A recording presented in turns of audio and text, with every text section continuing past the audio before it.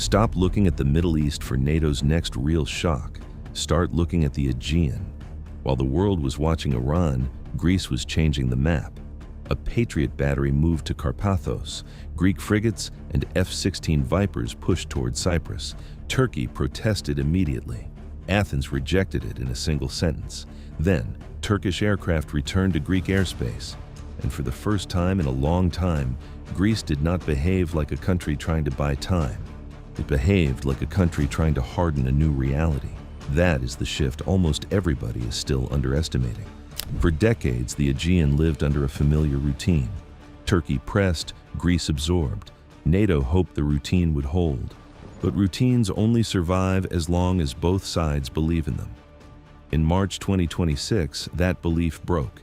Greece had wargamed this exact window. Turkey was paralyzed, suspended between its alliances and its energy dependence on Iran, unable to push back at full weight. The network was already in position. All Athens needed was the moment, not improvisation, not panic, execution. This was never only about one island or one battery or one airspace incident. Behind Greece now stands something much larger, a wider architecture linking Greek territory to Cyprus, Israel, and the United States, with Suda Bay and the southeastern Aegean functioning as one connected theater. Greece didn't just move forces, it activated an alliance structure that had been quietly assembling for years.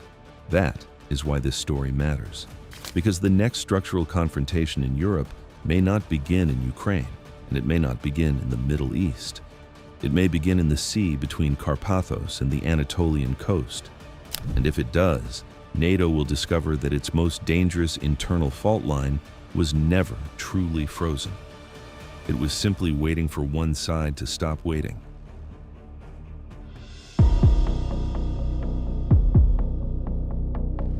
For years, Greece operated under a doctrine most outsiders misread as passivity. Absorb pressure, avoid being framed as the escalator, keep the diplomatic high ground, let Turkey look impatient while Athens stayed disciplined. Greek governments understood that every Aegean crisis had two fronts, the military and the political. The moment Greece overreacted, Ankara would present itself as the wronged party, and NATO would fall back into its favorite habit, calling both sides to calm down, as if both had behaved equally. So Athens held the line, again and again, even while the violations accumulated at a scale that had no parallel inside the modern alliance. In 2022 alone, Turkey recorded 11,256 airspace violations, 234 overflights above inhabited Greek islands, and 333 aerial engagements. Those are not routine friction numbers. Those are the numbers of a permanent pressure campaign. And Greece absorbed all of it because Athens still believed the crisis could be managed, contained, and kept below the threshold that forces a real decision. But management only works while you still think the other side can be managed. When the U.S.-Israeli campaign against Iran launched on February 28, 2026, something fundamental shifted in the Eastern Mediterranean. For the first time in the alliance's history, a NATO member had been struck by an Iranian weapon. Erdogan found himself trapped. He could not respond militarily, could not openly support the campaign, and could not condemn Iran without triggering a domestic and economic collapse. Turkey was caught between alliances, interests, and geography at the exact moment that mattered most. Greece understood what that constraint meant before Ankara had time to manage the message. As Turkey froze, Greece's position moved in the opposite direction. Greek territory had become one of the primary operational platforms for the Western buildup. The USS Gerald R. Ford at Suda Bay, active while a live regional war unfolded above it. Athens was no longer a peripheral ally waiting for alliance protection. It was a state whose geography was already doing the work. That shift in function changed the psychology in Athens, and a change in psychology produced a change in doctrine. Nikos Dendias said it plainly and on the record. Greece would seal the Aegean from the ground, naming Turkey directly as the country's greatest threat. A Greek defense minister had not spoken this way in modern history. This was not a crisis statement, it was a doctrine finally being said aloud. Then came the repositioning. Patriots toward Karpathos. Reinforcements pushed simultaneously toward the Bulgarian axis. Suda Bay more deeply integrated with Western operations, while the Iran war was still live. Not one reactive deployment, a coordinated multi-front decision. Athens was sending Washington a signal that needed no translation, not a request for permission. A presentation of facts on the ground. March 2026 was not a Greek reaction. It was a Greek decision. And once that decision had been made, the next question was no longer whether Greece had changed its mind. It was what exactly Greece had built and in how little time. By the way, only 18% of viewers are subscribed. If this kind of deep dive geopolitics matters to you, like and subscribe. Let's keep revealing what others miss.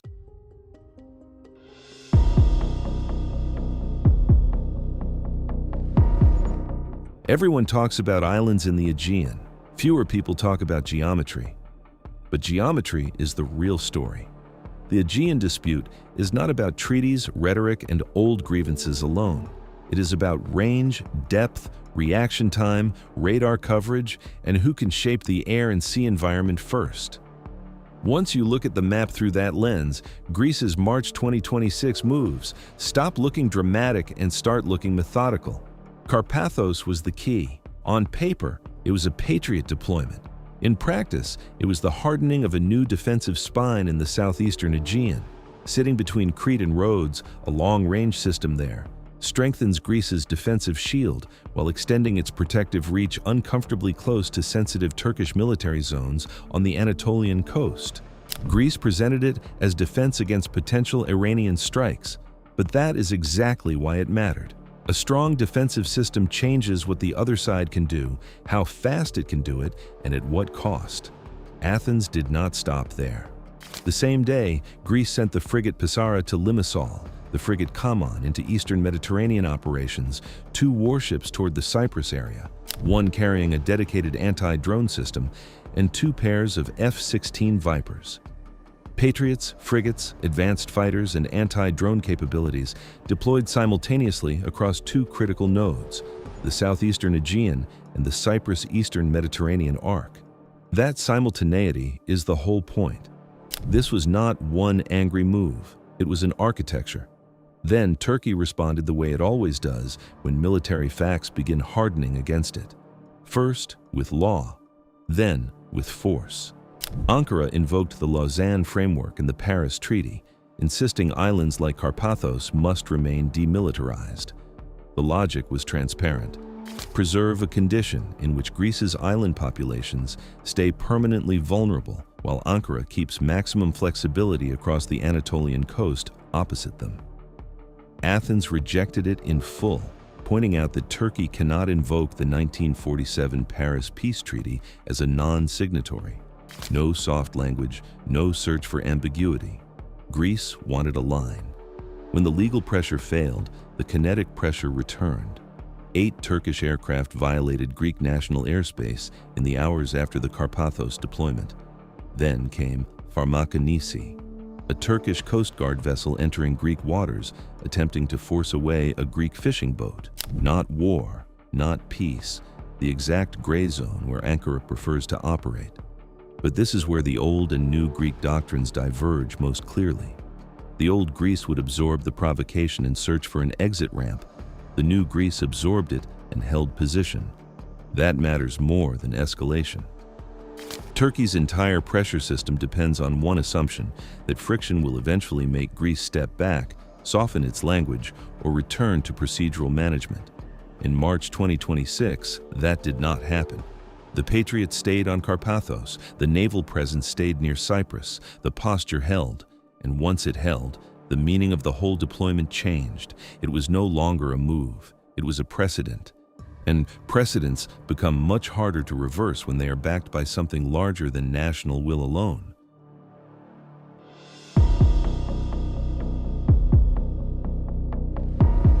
States do not reposition like this in a vacuum. That is the biggest analytical mistake still being made about Greece. People look at Karpathos, Cyprus, and the Aegean as isolated Greek-Turkish quarrels. They are not.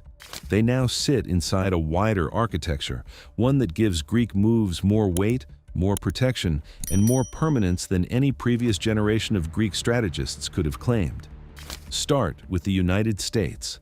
During the Iran crisis, Greek territory became one of the key operational platforms for the Western military buildup. The USS Gerald R. Ford at Suda Bay was not hosting a routine port call. It was serving a live military theater while a regional war unfolded above it. And when a fire later broke out on board, the Ford returned again to Suda Bay, underlining just how central Crete had become to U.S. operations in the region. That single fact changes the story more than most headlines manage to capture. A country that anchors Western military projection during a live crisis is not just another ally. It becomes part of the operating system. And once that happens, local disputes start looking different. The map itself starts assigning value. That is why March 2026 felt different in Athens.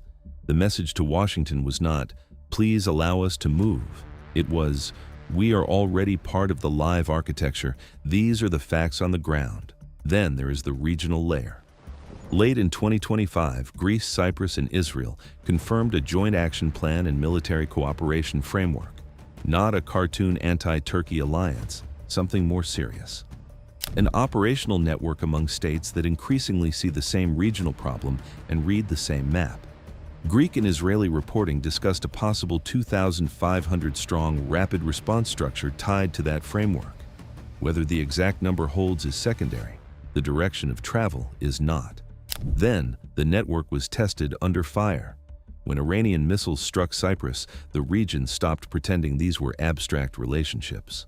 President Christodoulides said Cyprus now understood the price of its alliance with Israel.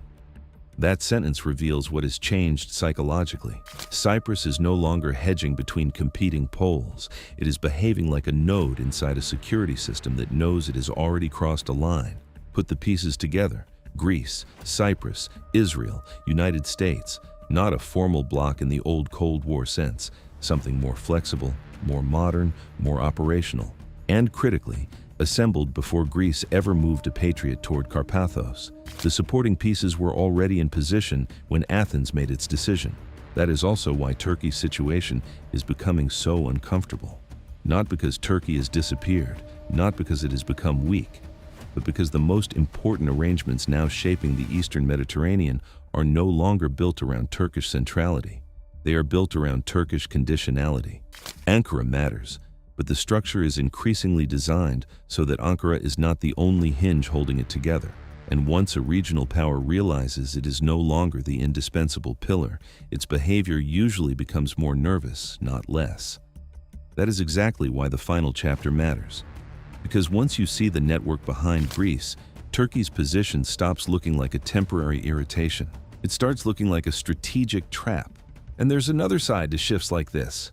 Money. When tensions rise, they do not stay on maps. They move markets. Energy, defense, shipping, capital flows. Everything reacts. And if you understand how geopolitics translates into markets, moments like these are not just events. They are signals.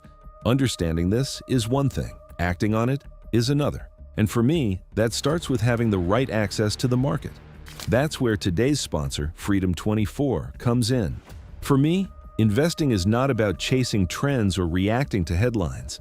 It's about having control, access to real assets, and the ability to build positions over time. I use it because it has clear fees, a clean interface, and support in multiple languages.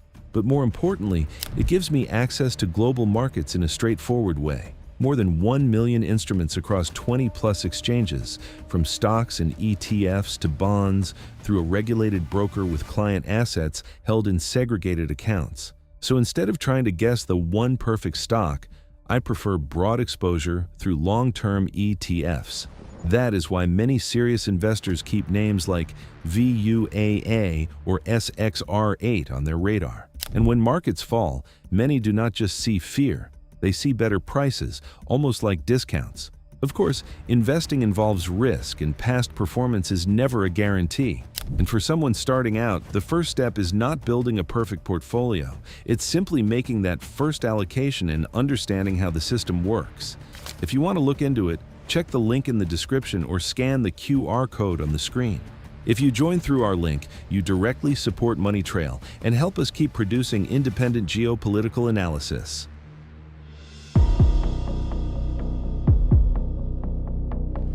Turkey's problem is not lack of power. Its problem is that power is becoming harder to convert into control. For years, Ankara operated on a clear method.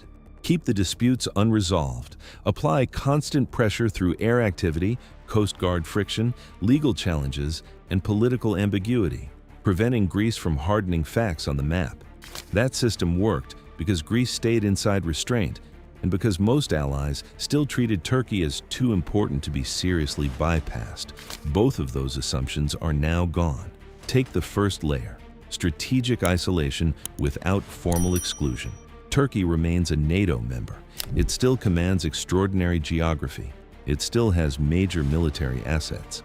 But it now finds itself outside the arrangements that actually matter in the Eastern Mediterranean. US-Greek operational integration, the Greece-Cyprus-Israel framework, the broader 3+1 architecture. None of these were built to expel Turkey, but all of them were built without it. And that is a fundamentally different position. Then there is the legal bomb Ankara still holds, the casus belli. If Greece extends its territorial waters from 6 to 12 nautical miles, Turkey has long declared it would treat that as an act of war. This is not a procedural footnote, it is the sharpest unresolved trigger in the entire Aegean file. Greece has not made that move. But that is no longer the most important point. The most important point is this: Athens appears measurably less afraid of the threat than it used to be, and that creates a trap with no clean exit. If Turkey enforces the casus belli, it risks direct confrontation with a NATO member whose territory is now more operationally integrated with Western military systems than at any point in decades. If it does not enforce it, the deterrent begins to decay, slowly, quietly, irreversibly. There is no third option that preserves both credibility and stability. That is the no-win equation. Below that threshold, the gray zone will continue. Airspace violations, Coast Guard provocations, legal protests, symbolic deployments. That is still the zone where Ankara is most comfortable. But gray zone behavior does not reverse structural realities once those realities start hardening. A Patriot battery on Karpathos changes the map every hour it remains there. The trilateral framework deepens every month it operates. US reliance on Greek territory compounds every time a crisis proves it useful. Turkey can match each move with pressure, but it cannot unbuild what has already been built. That is a very different position from the one Ankara enjoyed a decade ago. This is why the Aegean now feels more dangerous than most headlines admit. Not because open war is guaranteed, it is not, but because the familiar safety valve is weakening. The old system depended on Greece staying patient and Turkey assuming that patience would never end. That assumption is now gone. The question is no longer whether the Aegean is becoming NATO's next flashpoint. The question is what Turkey does when it runs out of room.